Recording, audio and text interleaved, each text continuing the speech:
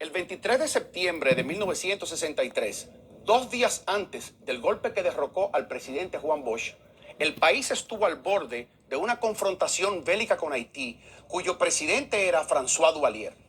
Era la segunda crisis diplomático-militar con el vecino país en 5 meses y sería la última. Esta es la historia. La población dominicana en aquel entonces estaba intranquila por la agitación incesante y la amenaza de nuevas huelgas, lo que se complicó con el anuncio de una agresión haitiana al territorio dominicano.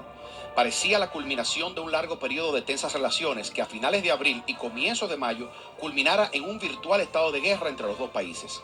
Las informaciones decían que en horas de la madrugada la población dominicana de Dajabón había sido atacada con fuego de fusilería y morteros desde Juana Méndez, a poca distancia del otro lado del puesto que dividía las dos naciones. En la sede de la Organización de los Estados Americanos, en Washington, se recibía una grave queja del gobierno dominicano. La agresión, sostenía Haití, provenía por el contrario del lado opuesto. Poco después del mediodía, Radio Santo Domingo difundió un primer boletín oficial informando de un ultimátum de 3 horas del gobierno dominicano al presidente haitiano François Duvalier para que cesaran la agresión. Al cabo de ese plazo, la aviación dominicana desataría un ataque contra el Palacio Presidencial de Puerto Príncipe. Exigían además un cese inmediato al fuego, castigo de los culpables, empezando con Duvalier, y acuerdos de reparación y compensación por los daños materiales y morales infligidos a la República Dominicana. Bosch estaba decidido a rescatar el honor nuevamente mancillado de la patria. Las calles empezaban a ser escenarios de espontáneas manifestaciones de apoyo al gobierno. Por la radio comenzaban a difundirse comunicados y proclamas de apoyo a la defensa de la soberanía. En escasas horas, Bosch parecía suscitar el entusiasmo de los viejos tiempos de campaña.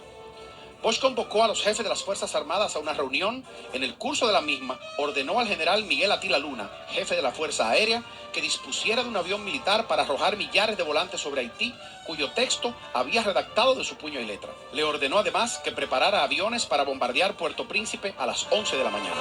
Yo te digo los perfiles, el de los perfiles del personaje. Porque yo lo que te digo a ti, que lo hemos oído muchas veces, ¿verdad? Lo hemos oído muchas veces, de que no, que el profesor Bosch es una especie de internacionalista proletario, defensor de la revolución. Inclusive usa un cuento del profesor Bosch sobre un haitiano.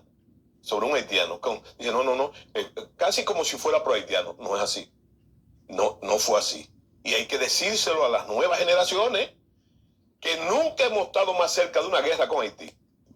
Y el otro detalle, lo demostró ahí. el otro detalle que yo quiero decirte, o decirle al público, es, señores, de manera increíble, si usted estudia los perfiles de ese evento desconocido, de la Operación Mago, que tú lo situaste en tiempo de despacho, estamos hablando de abril, mayo de 1963. Señores, es el mismo discurso. Del problema dominico-haitiano es el mismo discurso por parte de Haití. Es el mismo discurso que nos acusó de racista, pero también de intervencionista, sí. ¿verdad? Y entonces yo quisiera, para justificar la presencia del general Matos aquí, que tomó parte en el asunto, era para simplemente ver los perfiles militares y los aprestos militares. Yo quería decirle que esa es la importancia de ese referente. Sí. Que es el mismo problema. Es el mismo problema, ¿verdad? Y entonces, las respuestas, no importa que fuera dictadura o no, la respuesta de los haitianos, de las autoridades haitianas, es la misma. Yo quisiera que se me permitiera, antes de dar entrada al general Ramiro Matos, y oír tus comentarios, que siempre son cáusticos. Estoy bromeando. Yo quisiera, para explicarnos, ya tú dijiste la introducción, qué interesante, que tú leas,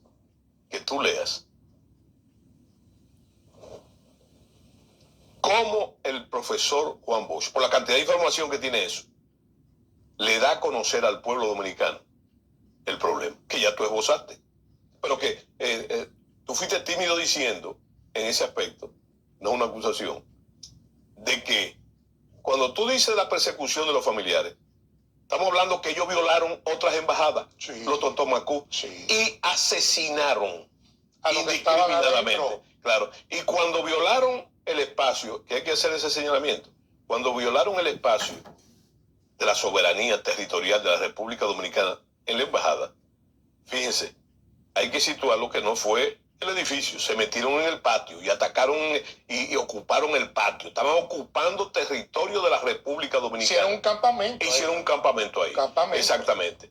Y no pudieron capturar al señor. No. Al señor. Al teniente fugitivo. Al teniente fugitivo. Bueno, entonces vamos a dar primero de lectura a ese espacio, ¿no? A la lectura de la comunicación con la que el profesor Bosch anuncia al pueblo dominicano el problema. Como habíamos anunciado anteriormente, vamos ahora a tener el privilegio de que el general Morel Marichal nos lea la proclama, el anuncio con que el profesor Juan Bosch, presidente de la República, anuncia el diferéndum, el problema con Haití. Quiero observar simplemente que yo creo que ese documento es un ejemplo de dignidad y de sapiencia geopolítica y estratégica también en el conocimiento de la diplomacia.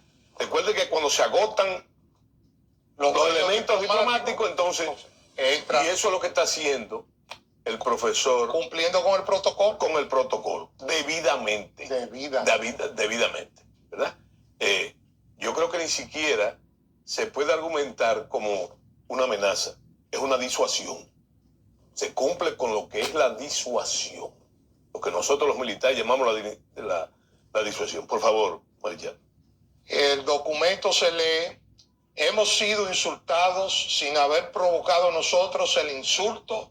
Se ha invadido nuestra embajada con fuerzas armadas, lo cual equivale a una invasión a nuestro país y es una ofensa imperdonable a nuestra dignidad. Se nos ha faltado el respeto y las naciones pequeñas que permiten eso no son dignas de ser naciones, porque lo único que pueden mantenernos como país soberano es la decisión de hacernos respetar, de los pequeños y de los grandes, de los que pretenden abusar de su debilidad y de los que pretenden abusar de su fuerza. La dignidad dominicana ha sido ultrajada en Haití de manera indignante y no estamos dispuestos a tolerar esa situación y no lo toleraremos por ningún motivo. Bueno, es lo que te decía. Es una posición digna. Y sobre todo de un estadista. De un estadista. De un estadista real. Y la posición que él dice de que no debemos aspirar a que nos respeten si nosotros mismos no nos hacemos respetar es clave y tiene una actualidad de antes, de después y de ahora. Y de ahora. Y de ahora. Bien, entonces,